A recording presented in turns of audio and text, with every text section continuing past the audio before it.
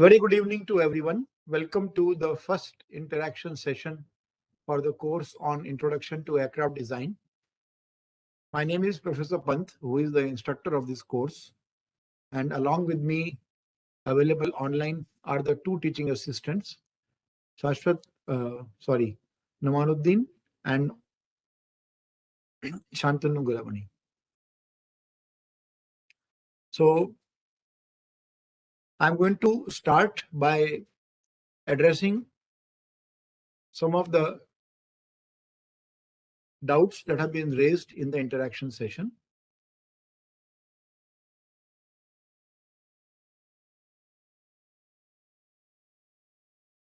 So our interaction today will be on these three basic topics. We will take up some questions from the discussion forum.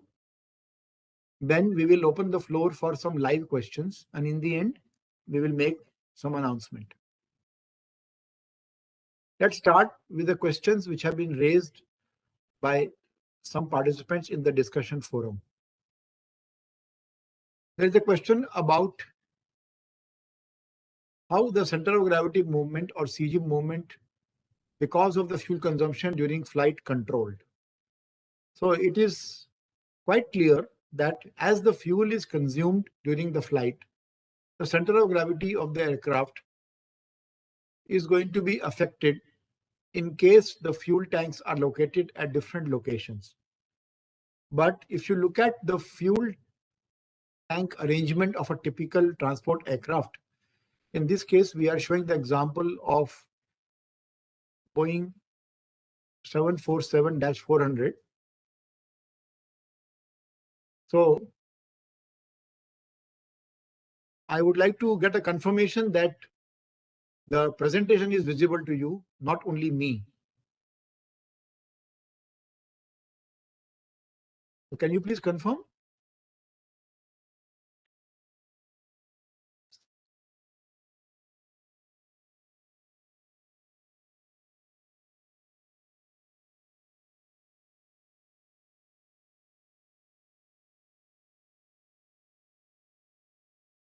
Yeah, okay. So the question was about the CG movement because of fuel consumption. How is it handled during flight? And I hope you can see my screen.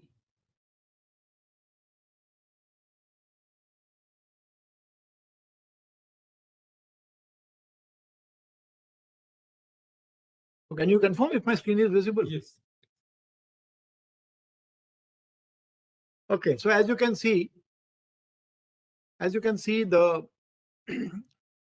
tank arrangement of a typical transport aircraft, in this case Boeing 747-400, consists of several tanks mounted on the wing central fuselage. Actually, you can't say central fuselage, it's still a wing tank only. And also in one version, there are fuel tanks mounted on the tail.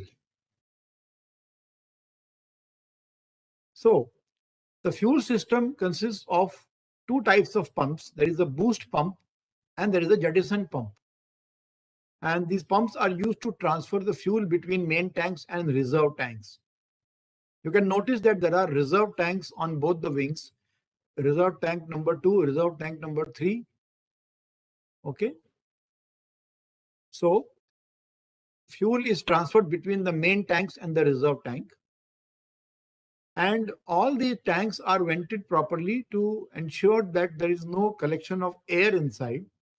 Throughout the flight phase and at all the altitudes, the fuel tanks are vented, and you have some surge tanks at the ends, near the tips, which ensure that there is a positive pressure to the fuel by air intake. So by transferring fuel from the main tanks and the reserve tanks, there is some control on the center of gravity of the aircraft. However, please note that the location of the fuel tanks is such that they are very much near the center of gravity, some ahead of it and some behind it. Therefore, the gross movement of center of gravity is not that much. The next question is, why some modern supersonic fighters have rounded leading edges and no sweep. Please notice that in general, a supersonic aircraft would have wings which are suitable for supersonic flow. These are wings with a sharp leading edge, and hence the airfoil is looking like a diamond. So we call it as a diamond-shaped aerofoil.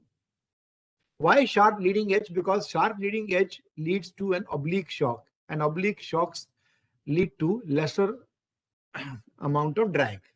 If you have a rounded leading edge, you are going to get a bow shock, and that bow shock is going to definitely decelerate the flow from supersonic to subsonic, and therefore there will be huge losses. In an oblique shock, the flow Mach number behind the shock is not necessarily subsonic, it can be still supersonic. Okay, so the losses are less. Now, sweep back is provided because sweep back lowers the wave drag, right? So some modern aircraft do not have sharp leading edges. They have rounded leading edges because even a supersonic aircraft has to fly a substantial part of its flight regime, especially during takeoff, landing and climbing, descending, and in subsonic flow. Okay, so if you design it or if you optimize it only for flight in supersonic flow, then you are going to have off design performance, very bad performance in other phases of flow. So there are other ways of reducing the drag effects. Okay, and as regards sweep, so generally sweep back is provided on all high speed aircraft. Now, if you look at the first aircraft of supersonic, which is Bell X1, Bell X1 did not have any sweep. Bell X1 had zero sweep, but it was the first aircraft to fly supersonic. But Bell X1 had a very, very sharp leading edge. So sharp that they had to protect it by putting some rubber coverings. Otherwise, by mistake, if you walk along the aircraft, you may actually cut your skin if you by mistake, rub it against the leading edge or trailing edge.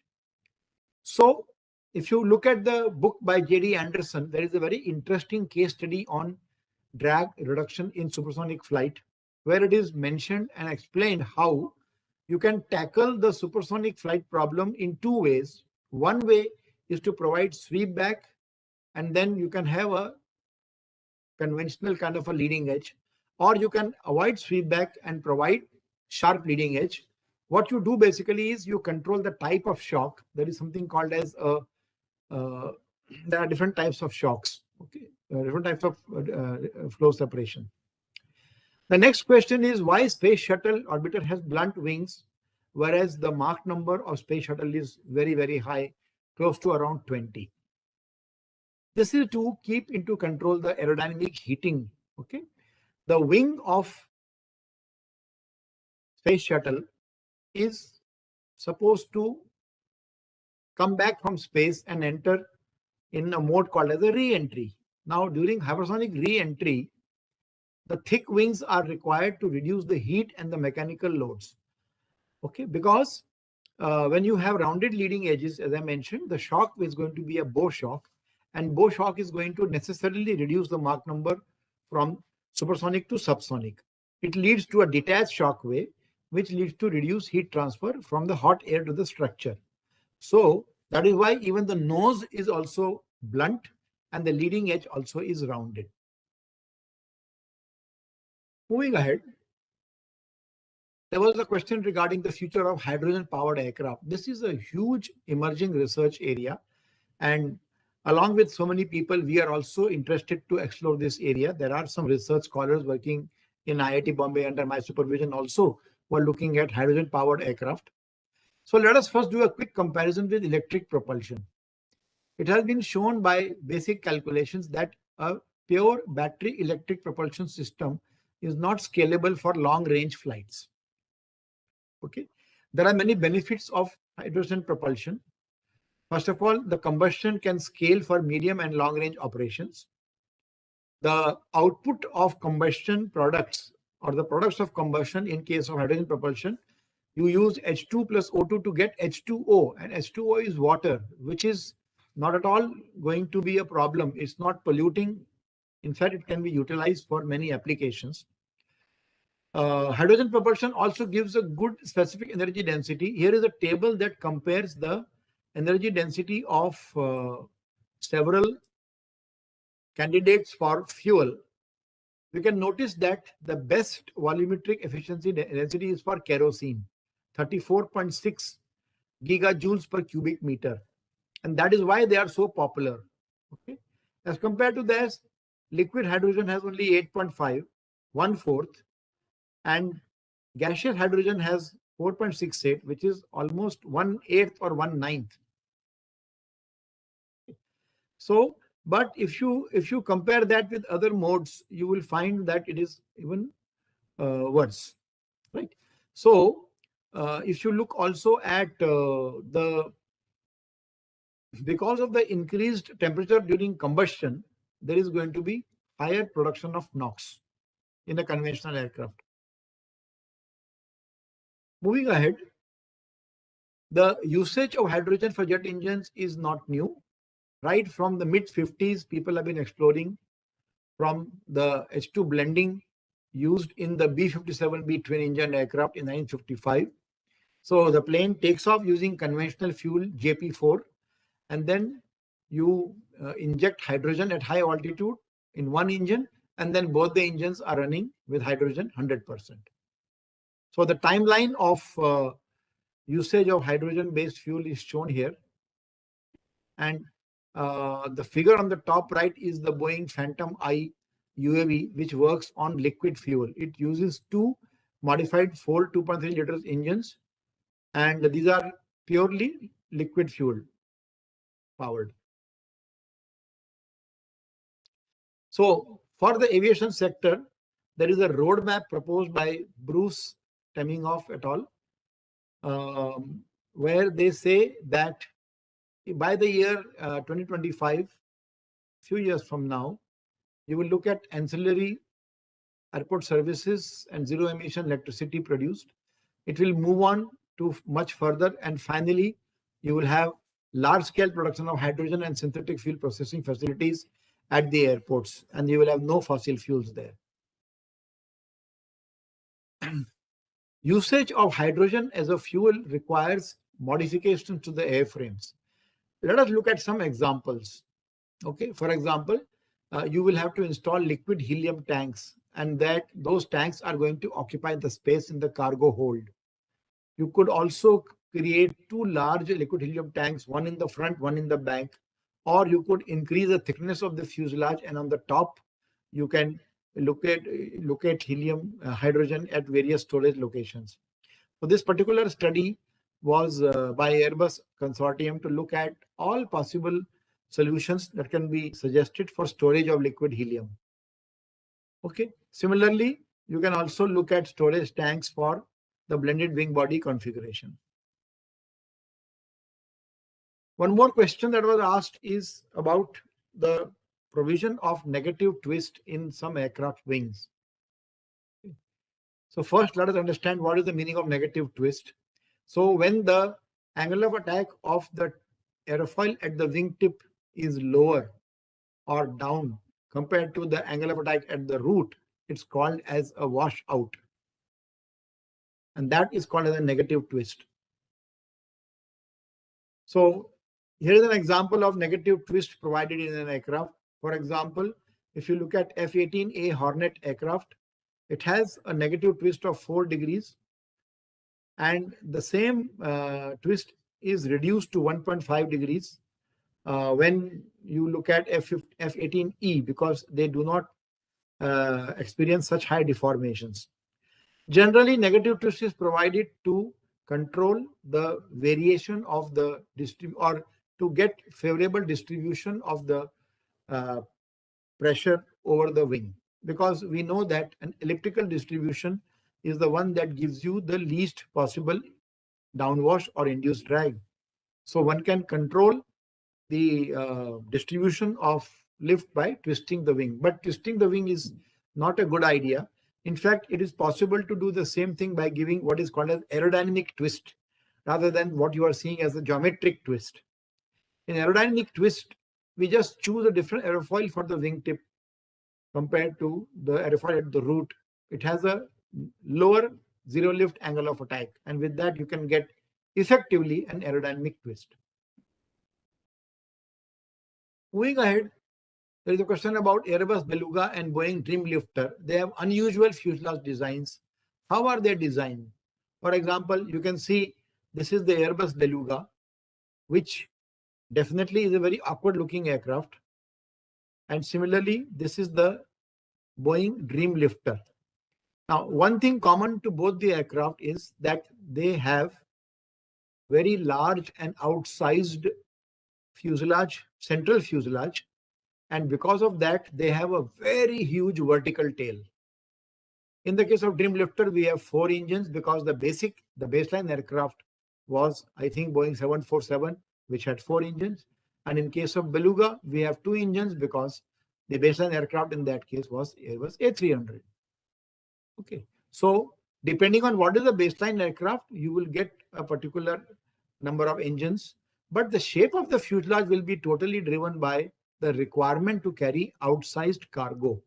So the design procedure for these aircraft is the same as that we follow for other aircraft, but you could call these as special purpose aircraft who are given a particular shape in the fuselage primarily to meet their operating requirements. Okay, we will now move on to the live session where we will take questions live from you.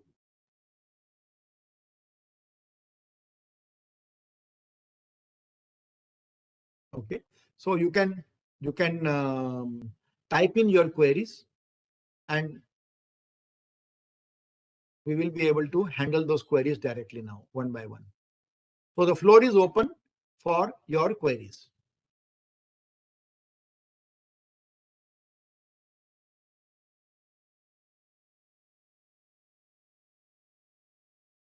Please type in your questions.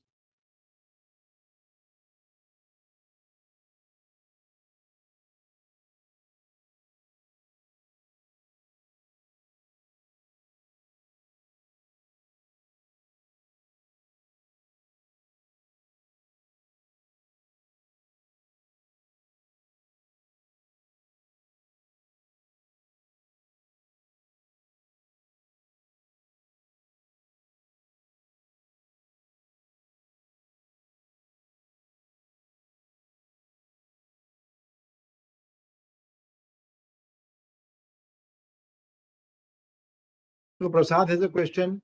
Can you please tell me more about hydrogen fuel in the aircraft? Now, I don't know, Prasad, what do you mean by tell me more? Because we have basically given you some information based on whatever we could do in the limited time available. Going ahead to Rohan Ramachandran, the 10 performance parameters, can we apply those to helicopters? No, the answer is not true. Helicopters are a different class of aircraft compared to fixed wing aircraft. The 10 performance parameters are only applicable for classical conventional transport aircraft. Akib Zargar has a question. What happens in F-35? I don't know. I want to know what you want to know about it. What do you want to know about F-35? Do you want to know about its vertical takeoff and landing? Please frame your question with more detail because this question is very general. After the completion of this course, what type of questions are to be asked in exam? Also the paper pattern, as some of us are undergraduate students. So don't worry about the examination right now. This is just the first part of the course. When we have the third interaction session, at that time, we will give you some idea about the examinations. Right now, I would request you to focus on learning the basic fundamental principles. And I would like you to answer all the assignments, check the answers against what we have published, and try to get an idea about what is the learning. After that, in the third session, we will give you some idea about the question paper. Rohan has another question. Why are we more focused on hydrogen-powered aircraft? Why not focus on nuclear power since it's long-lasting? But there is a huge worry about the danger in case an aircraft with a nuclear power plant crashes. The kind of damage it will cause to not only the people inside, but also the neighborhood is a big concern. So therefore, there are nuclear-powered aircraft, but mostly in the defense application side, and people are not interested to explore nuclear powered aircraft for transport applications at least. Which institute is best for MTech in aerospace engineering? Definitely my institute, IIT Bombay. Very simple. You just find out what is the gate score or the rank of the last person who gets admitted in the normal round, not in the spot round.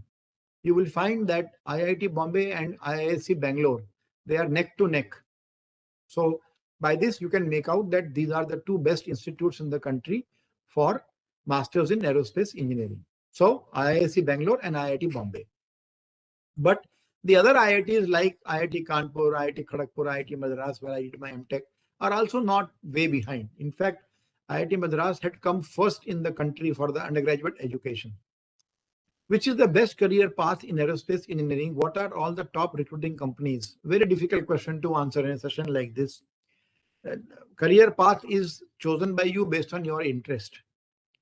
How F-35 is able to take the vertical lift? Okay, that is a very, very pertinent question. I anticipated that. It is able to achieve vertical lift by swiveling the... So it has got a lift fan arrangement by which a dedicated engine is there for giving the... Why don't you just check yourself? If you just type on Google vertical lift system of F-35, you will get the answer. Dhawal has a question. Is it possible to have vertical stabilizers below the fuselage? If yes, then how does this type of aircraft maintain the stability? Yes, it is possible to have stabilizers, vertical stabilizers below the aircraft because ultimately you need side force. They can come from top of the aircraft or bottom of the aircraft. The only problem is that when you have a vertical stabilizer mounted below the fuselage, it is going to interfere with the ground during takeoff and landing. So then you have to make it very high. The height of the landing gear will go up because to provide sufficient ground clearance. That's why we don't see. However, we always augment the vertical stabilizer with a ventral fin in some aircraft. So there is no choice because providing more area above is not going to help. You need to keep the tail away from the wake of the wing, and therefore they provide ventral fins. Let's move ahead with more questions.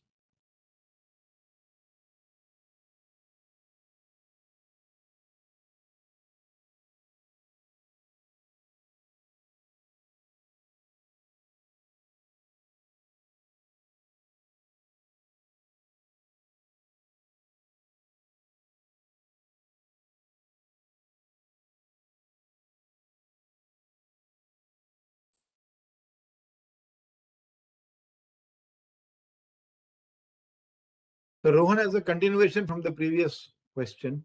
Can we use the initial sizing methods for rotorcrafts, or is it only applicable for fixed wings? Sorry, it's applicable only for fixed wings. Notice when you do initial sizing, the methods are rooted in history. They are empirical methods. They are based on collection of data, but you can create similar methods for rotorcraft. Okay, so the method which we have discussed in the initial sizing cannot be used for anything other than fixed wing aircraft, but you can use them for transport aircraft or you can use them for military aircraft. But it has to be conventional aircraft which lose their weight only by consumption of fuel over a period of time. It is not even possible to use that methodology of initial sizing for aircraft which are designed to lose their payload at a one shot. Like, you cannot get the initial sizing for a military aircraft unless you assume that the armament is not released. It becomes a fixed part of the aircraft. Then you can do the initial sizing. So it is only for a class of aircraft, not for all kinds of aircraft. But as I mentioned, similar methodology can be developed for other types of aircraft also.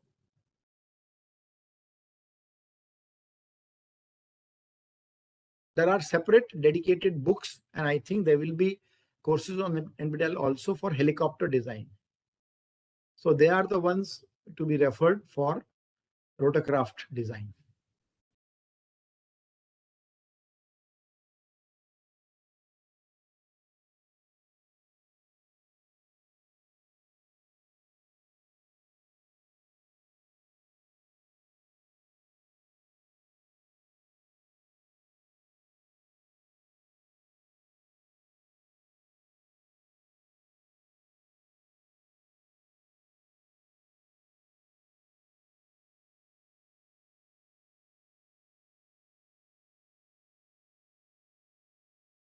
Pratik Patil wants to know about the design philosophy behind the nozzle of F-22 aircraft, as it is a bit different from other fighter jets. See, the nozzle geometry of this aircraft is not very peculiar. It only has some limited, I think, thrust vectoring, limited, for giving enhanced performance. So I don't think that the nozzle geometry is going to be any special. Yeah, you can say that because they want to have stealth characteristics, they would like to provide some shielding. They would like to ensure that the thermal signature is lower. So they will shape the nozzle little bit. With it will be the nozzle will be circular in the exhaust, but it will be covered inside some small rectangular kind of outlets, so that the plume is made into a flattish plume. So these kind of changes are there in the nozzle design.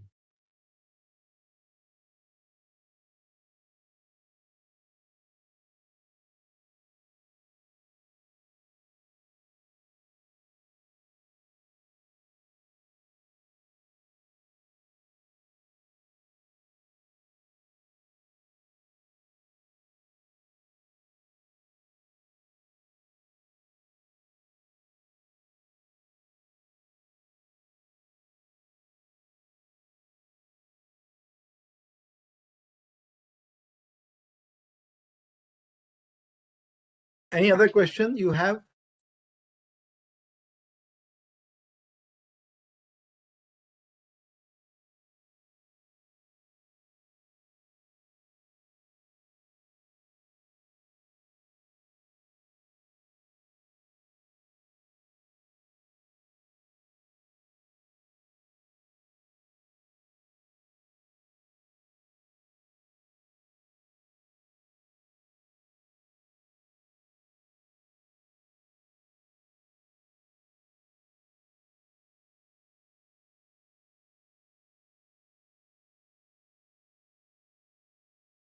Why did the Concorde had its cockpit a bit down? Actually, Concorde has a cockpit which had an adjustable droop nose. There were three specific positions, and these were provided with different aims in mind. So there was a position with no droop for flight at high speeds, especially supersonic speeds. Then there was a position deflection of 5 degrees, which was useful for flight at subsonic speeds. And then there was a droop position of around 12 degrees, which was more for takeoff and landing visibility. So I think this is explained very clearly in the notes, and I think you should get your answer there. Shubham has a question that why is B2 bomber so expensive? The B2 bomber is very expensive because of the very special technology that has been used for Tushar नाम है उनका.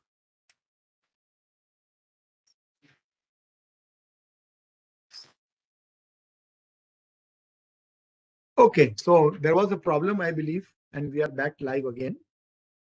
Sorry about that technical problem. So the question that Rohan was asking is about disadvantage of having longer wingspan compared to the size of the fuselage. See, the main problem is that if you make the wings very slender, very long, you are going to have problem with the flexibility, and the bending moment at the wing root will also increase because the load will be distributed or acting farther away from the center of the fuselage or the fuselage wing joint.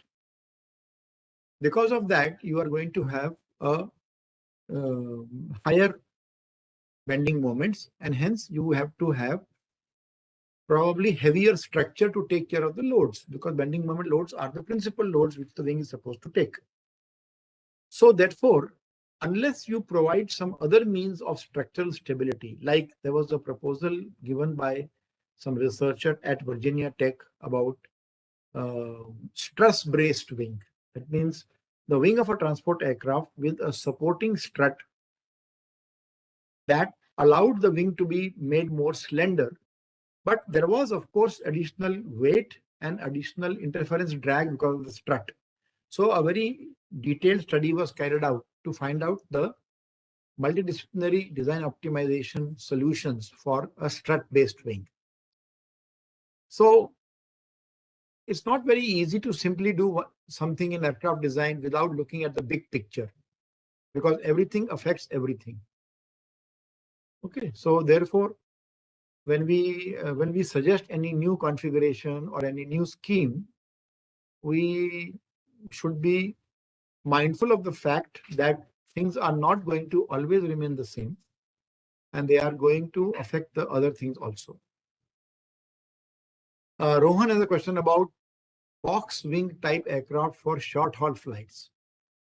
So when you say box wing, I am not very clear exactly what you mean. Are you talking about something like the Shots SD-100? I mean, what exactly do you mean by box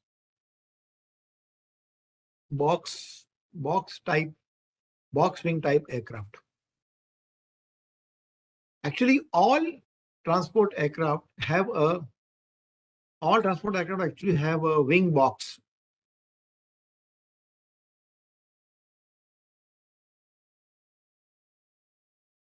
Oh, when you say box wing, basically what you mean. Okay. I get it. You are talking about wings which are attached at the tips. Okay, wings which are attached to the tips of the tail. So, I get the point. Yeah. This configuration was proposed a lot in the past, found to be very rigid, yes, I understand, Rohan, infinity wing. I got the idea. So what you do is in an infinity wing or a box wing, you actually remove the wing tip. So there are no wing tips. Therefore, there are no wing tip vortices. Therefore, there is no induced drag or much lower induced drag. Plus, it gives you better structural stability because there is no flexible structure now which is vibrating. Everything is connected, so it makes it more structurally stable. But it may be a good solution for certain applications, but it has its own problems. Larger surface area is one reason.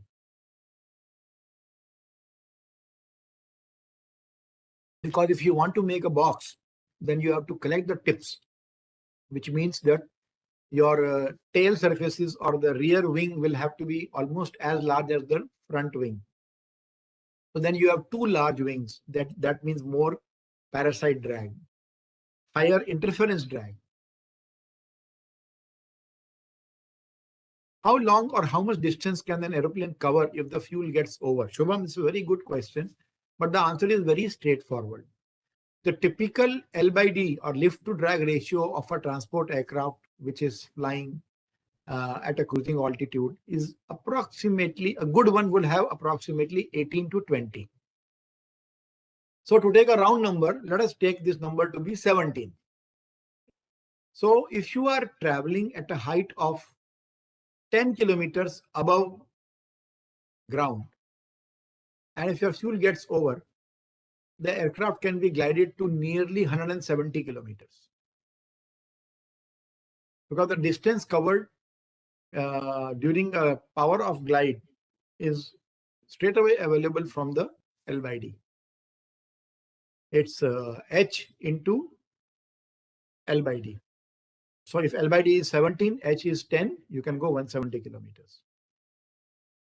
So to answer the question specifically, between 170 to 200 kilometers is what typically an aircraft can go while flying at 10 kilometer altitude if the complete fuel gets over.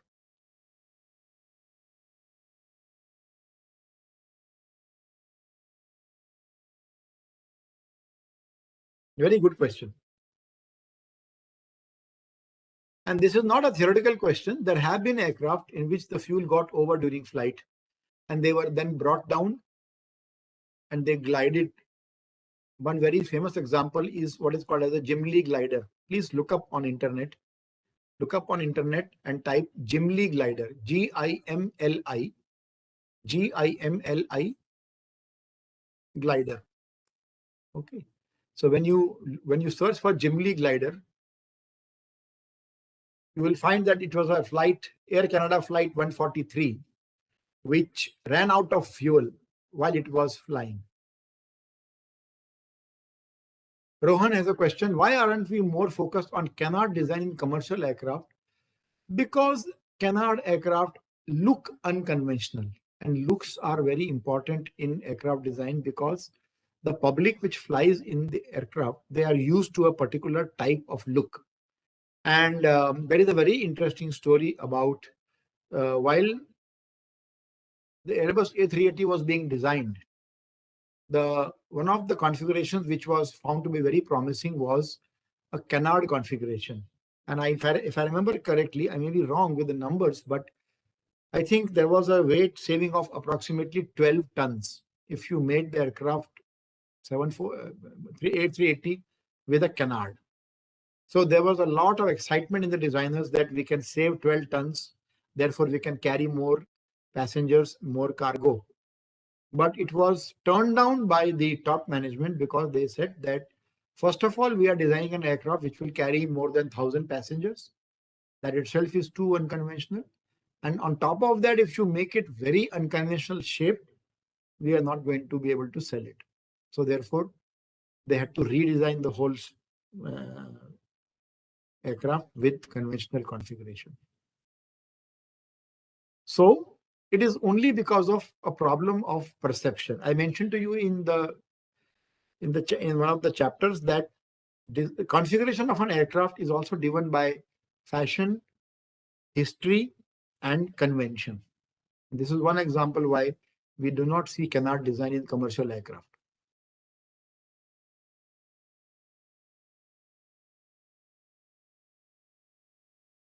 It will look unconventional, that's all. But looks are very important.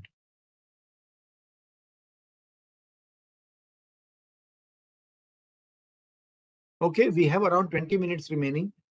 And before we close, I have some announcements to make.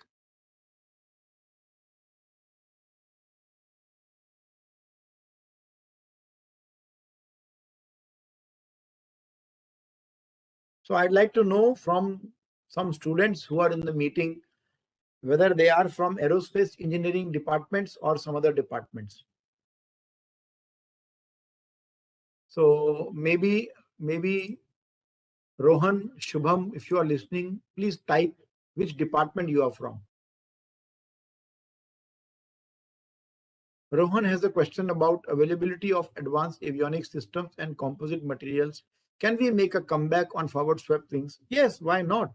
Forward swept wings have not been forgotten, but the technology has been investigated and kept ready for any future application. So whenever there is an application where forward swept wings will be found to be useful, we will be able to use them. Rohan, from which institute are you? What about Shubham?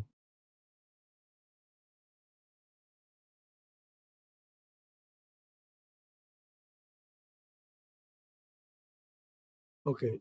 Dhaval is also from an aerospace department. Okay. Right. Um, so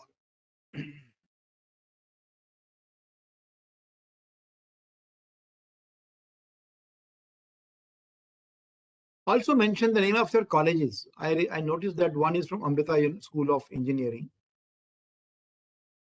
but other students also, Dhaval, Gaurav, Shubham, please let me know which college you are from.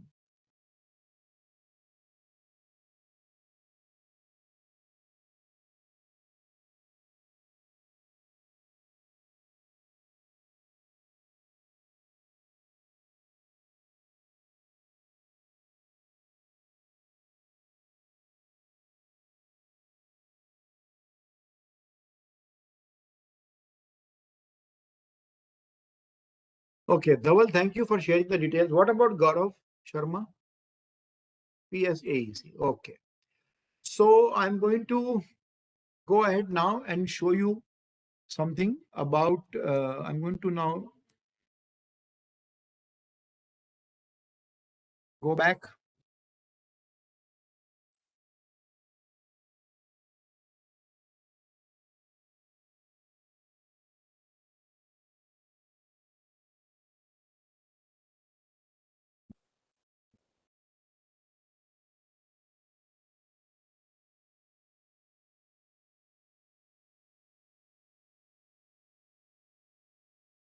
share screen.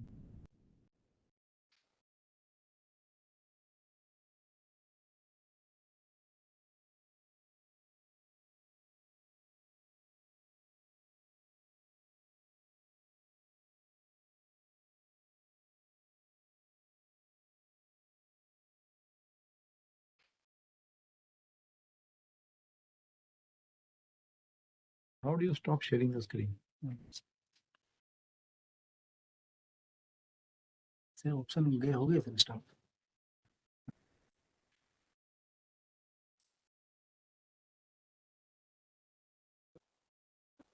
Want to share?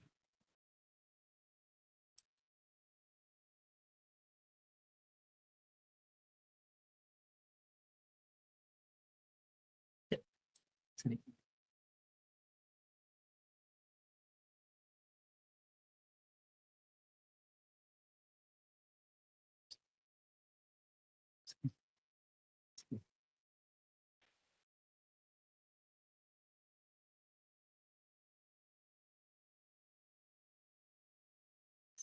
Okay.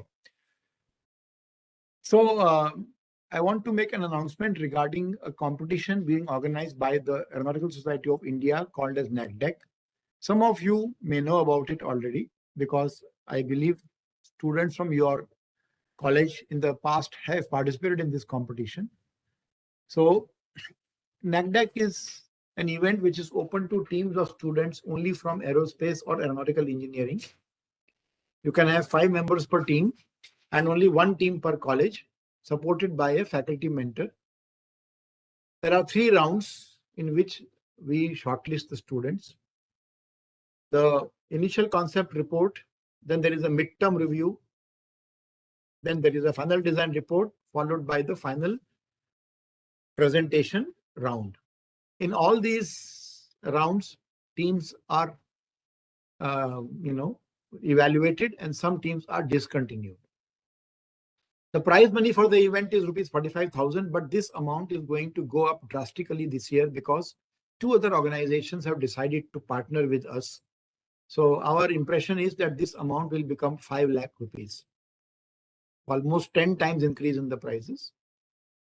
The aims of NACDAC is to encourage and to nurture conceptual design activities in aerospace engineering.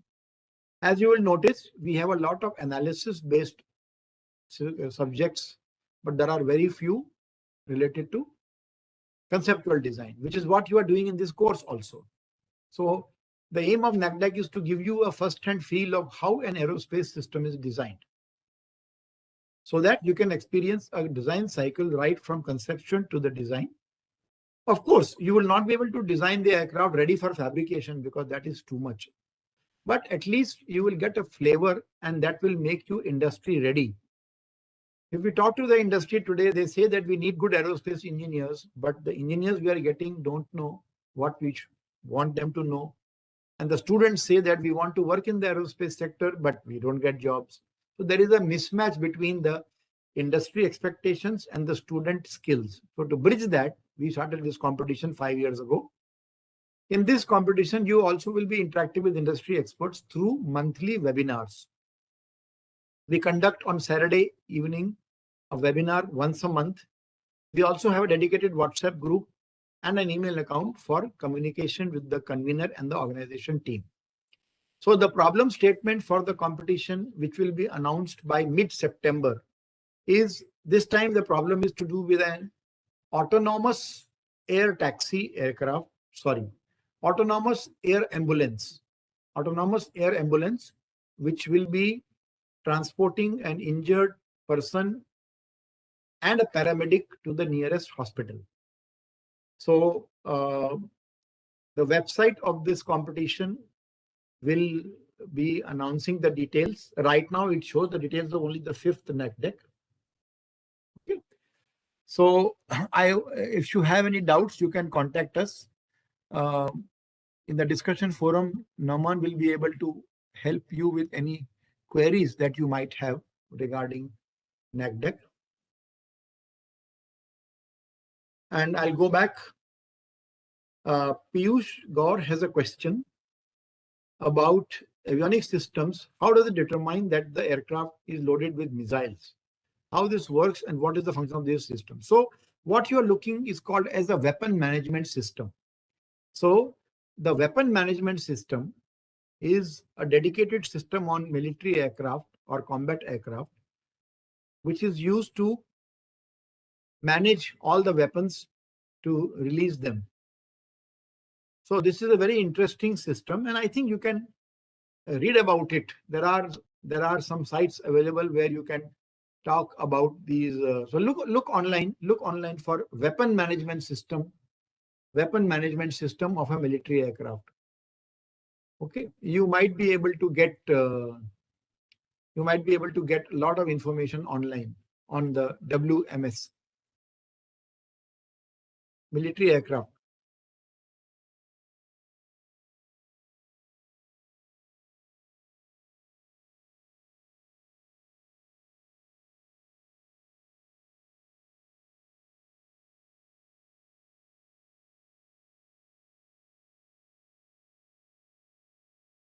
A lot of work is happening in India.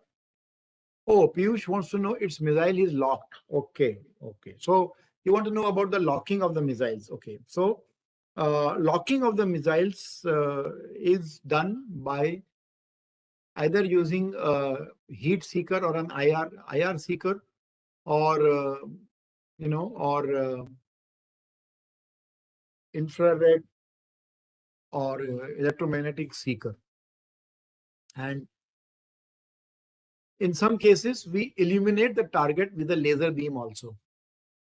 So with that, you can get an idea that the aircraft, the missile has locked to the enemy aircraft. But it is only indicative. It is not necessarily always true. So a missile gets locked to an aircraft when its seeking head has a positive connect or positive connection with the moving aircraft. Then it is called as locked. But lock can be easily broken also by maneuvering the aircraft or by super maneuvering the aircraft or by doing some evasive maneuvers, firing what is called as chaff or countermeasures. You can actually unlock also. So it's a very interesting area where you have electronic countermeasures and then you have countermeasures also.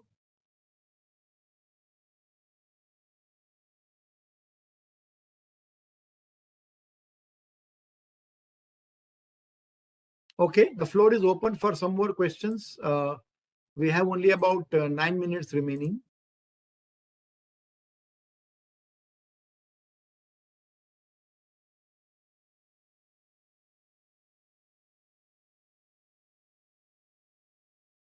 Rohan has a very interesting question that the origin of creating planes was inspired by birds. How is that birds fly stable without vertical tail? So if you look at a bird, it actually has the ability of twisting its tail feathers to create the required moments for stability. And that is because of 40 million years of evolution. They have learned it over so many years. Aviation is only about 150 years old. So we will need a lot of time to come up with morphing configurations which can fly without vertical tail. Having said that, there are a few aircraft that fly without a vertical tail. You look at most of the unmanned combat aerial vehicles, look at the flying wings, look at the you look at, for example, B-2 bomber, they fly without a vertical tail.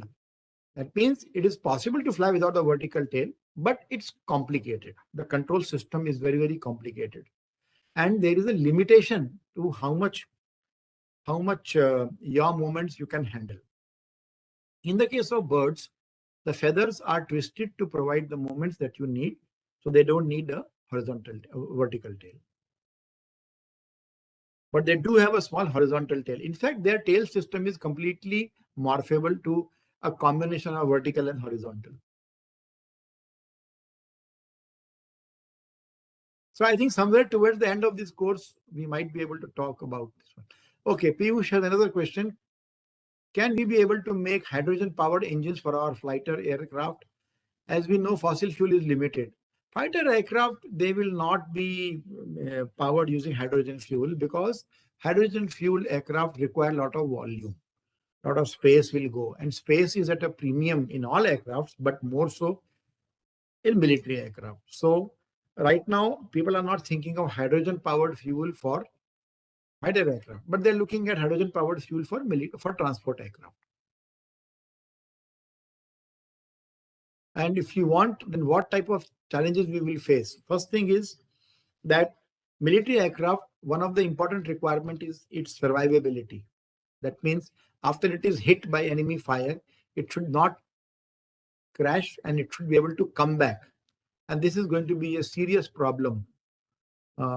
This is going to be a serious problem when we look at hydrogen powered aircraft, because its survivability in case of a hit will be very, very poor because of the tendency of hydrogen to ignite.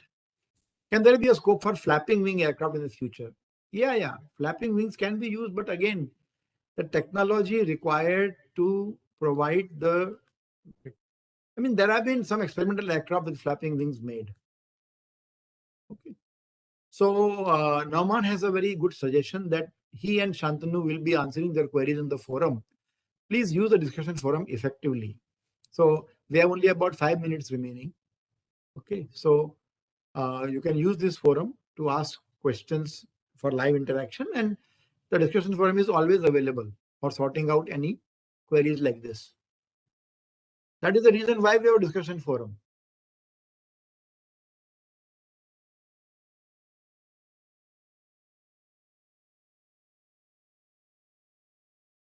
For a month.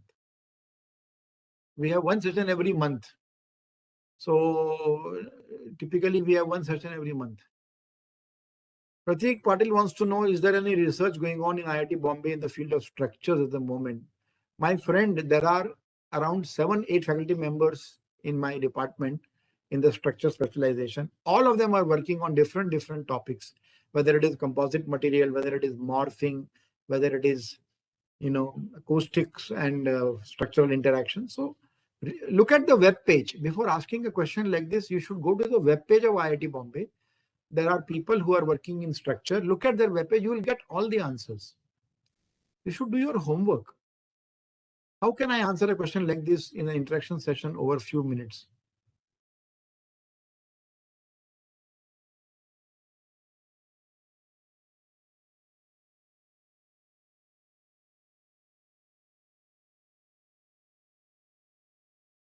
So we will I'll just type the website of our department.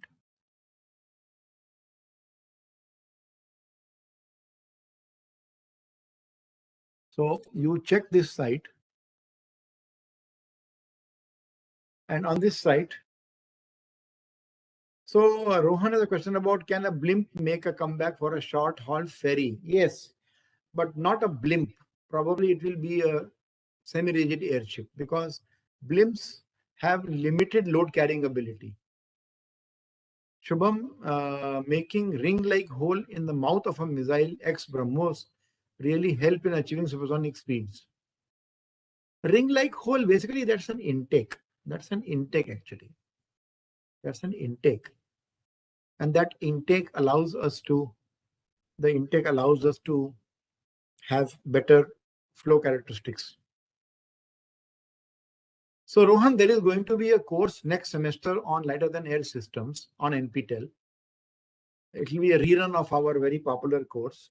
If you have interest in blimp technology and airships, you are welcome to attend that course starting next semester after you finish this course.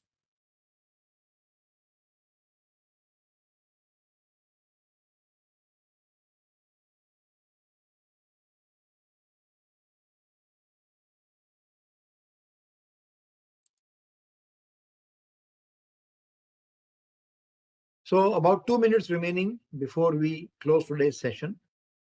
Maybe we can take a couple of questions. Yeah, so Dhaval Srivastava, the problem statement on NACDAC webpage is of fifth NACDAC, which just got completed day before yesterday on Saturday. So that is what you are seeing. That webpage will be amended soon to show the problem of the sixth NACDAC, and that problem is going to be on the air ambulance. But I'm happy that you quickly went and searched for the NACDAC webpage, but that page is still outdated. It shows the details of the fifth NACDAC. But what I told you is the 6th NAC deck, which will be launched by mid-September.